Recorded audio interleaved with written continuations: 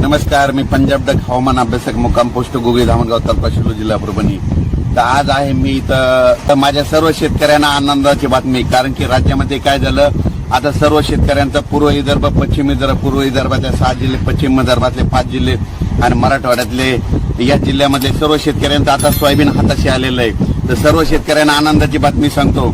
शेतकऱ्यांना फक्त आणि सर्व शेतकऱ्यांना सांगू इच्छितो 3 ऑक्टोबर, 4, 5, 6, 7 ऑक्टोबर पर्यंत तुम्ही तुमचं सोयाबीनचं पीक काढून घ्या.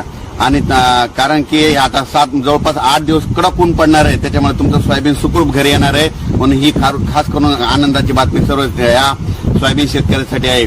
तसेच द्राक्ष शेतकऱ्यांसाठी खूप आनंदाची बातमी. द्राक्ष शेतकऱ्यांना तुमच्या छाटण्या खूप लांबलेल्या आहेत, तर तुम्ही काय करा, लांबल्या जरी असल्या की तुमच्यासाठी खूप करून आनंदाची बातमी अशी आहे की छाटण्या जरी लांबल्या असल्या तर आता छाटण्या सुरू करा. कारण की आता राज्यामध्ये खूप काही पाऊस पडणार नाही. फक्त आज आणि उद्याच्या दिवस मात्र, फक्त आजच्या दिवसात तुमच्या नाशिक भागामध्ये आणि तसेच पुणे, सांगली या भागामध्ये आजच्या दिवसात पाऊस 30 तारखेपर्यंत पाऊस पडणार आहे. म्हणून हे अंदाज लक्षात घ्यायचा.